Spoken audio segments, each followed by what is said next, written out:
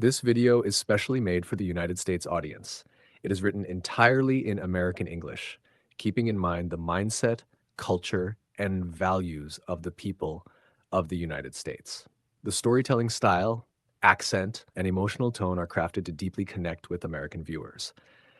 If you're from the US, this content is designed just for you, to inspire, engage, and leave a lasting impact. Title: From $1 to $1 Million, The Relentless Rise of Jackson Cole. Part 1, The Dollar in His Shoe. He walked with holes in both his soles, $1 folded in his shoe, eyes red from sleep, heart full of fire, dreams stitched tight in a coat of blue. Jackson Cole from Arkansas's Clay, a town so small it blinked and missed. He'd never tasted rich man's wine, but burned for more. He shook his fist. He worked the fields by 12 years old, sold corn for dimes and broken bread, but while the others laughed and drank, he studied markets late in bed. "That dollar's not just paper," said his mom, before she passed away. "It's seed if planted with your soul, but rot if spent to waste the day." He kept her words like sacred fire while sweeping floors in diner darks, till one fine dawn he made a pact to chase the storm and leave some marks. Part 2, The Vending Gamble. He read of vending in a book, machines that sat and earned in sleep, so he approached a pawn shop man and said, "This dream I wish to keep." The man laughed hard. $1, son. Ain't nothing comes that cheap today." But saw the fire behind his eyes and let him take one on delay. A rusted box with candy bins, no screen, no light, no sound, no gloss. He cleaned it till it shone like chrome, then found a gas station to toss. "Let me park this here for free. You'll get a cut," he told the clerk. It stood for weeks, then fed on coins. The dollar's roots had found their dirt. Is Part 3, The First 100. His profits grew from dimes to bills, till he could buy machine number 2, then 5, then 10 across the town. His empire slowly came in view. He fixed them all by hand at night, read manuals till his fingers bled, and whispered dreams to candy bars while spreadsheets danced inside his head. $100 in one short month was more than he had ever known. He framed that note upon his wall and told himself, "You're not alone." He hired kids who needed work and paid them fair and fed their pride. His brand became a silent force, a whisper growing far and wide. Part 4. Crash and clarity. But growth is fire, and fire can burn. He leased a truck, then 2, then 10. He overreached and loans came due, and sharks began to circle in. He lost 3 vending deals one week. His bank account was nearly dry. He cursed, then prayed, then called his mom. Though gone, her words still filled the sky. "Don't fear the fall," she'd always said. "God humbles those he means to grow." So Jackson took a walk at dawn and let the winds of mercy blow. He sold his trucks, kept just the best, and built again with quieter hands.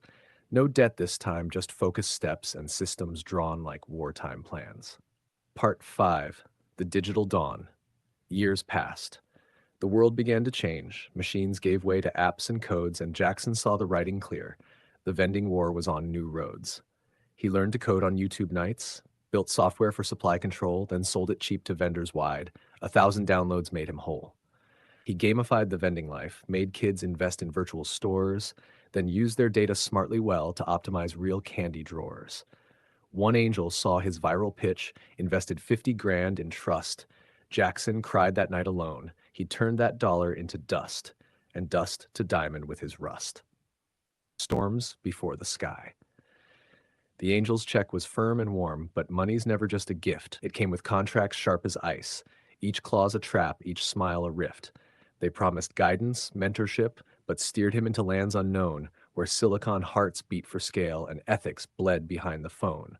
He pitched at tables carved from greed, where sharks in ties and shiny suits pretended care, then stole ideas like pirates gutting golden fruits.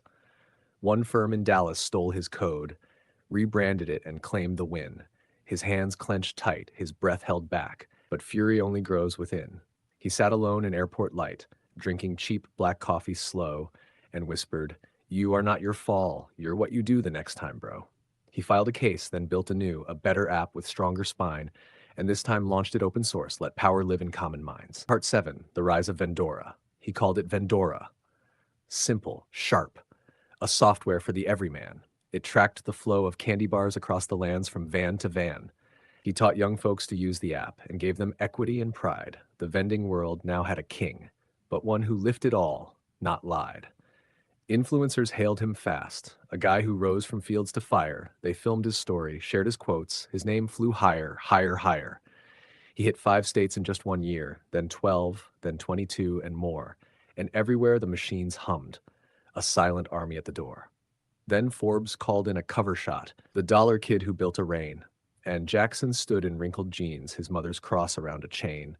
He cried when he first saw that page, not from pride, but from the weight. He knew behind the golden shine were nights of fear and twist of fate.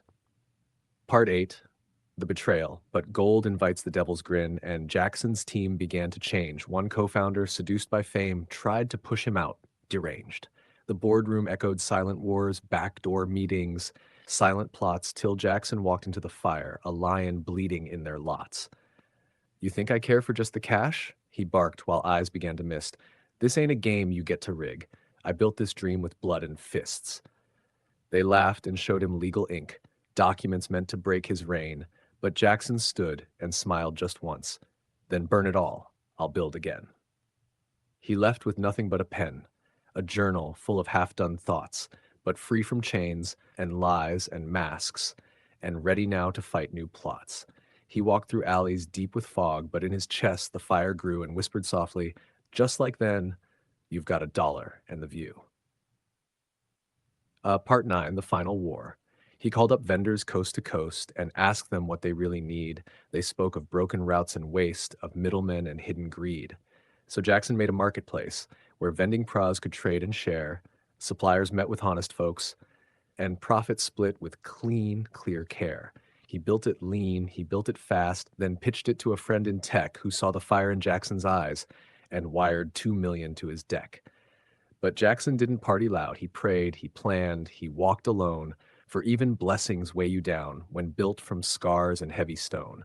Vendora 2.0 launched wide with features sleek and vendor-led, and within weeks the downloads surged while vultures watched and quietly bled. His old co-founders called in shame, asked for jobs behind the scenes. He smiled and gave them roles again, but clipped their claws and cleared their screens. "Forgiveness," he once wrote in ink, "is fireproof armor for your peace." He wore it like a crown of dust and let old battles find release. Part 10, the million mark. The app hit #1 on the charts. Investors begged to climb aboard, and Jackson stared at screens that read, $1.3 million stored. He stood alone upon a roof, above the city, far from farm, and whispered, "Mama, now we made it. From dollar dreams to dollar charm."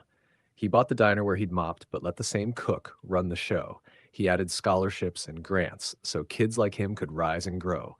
He gave machines to prisons poor so inmates could build passive streams. He taught them mindset, faith, and math. From one sold them tools to chase their dreams.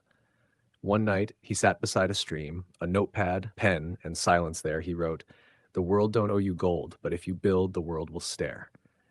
He never chased a private jet or bought a watch of diamond frost. Instead, he built 10,000 dreams for every dollar he once lost. And though he rose from dust and ditch, he stayed a barefoot boy at heart who took a folded, crumpled buck and made the world his moving art. Epilogue, the note in his shoe. In Arkansas, a museum stands of vending tools and books in flame. At center, Jackson's worn-out shoe, with just one note and just one name. Kids line up to read the glass. Believe in scars. Believe in slow. $1's just the first small step. Where it will lead, you'll never know.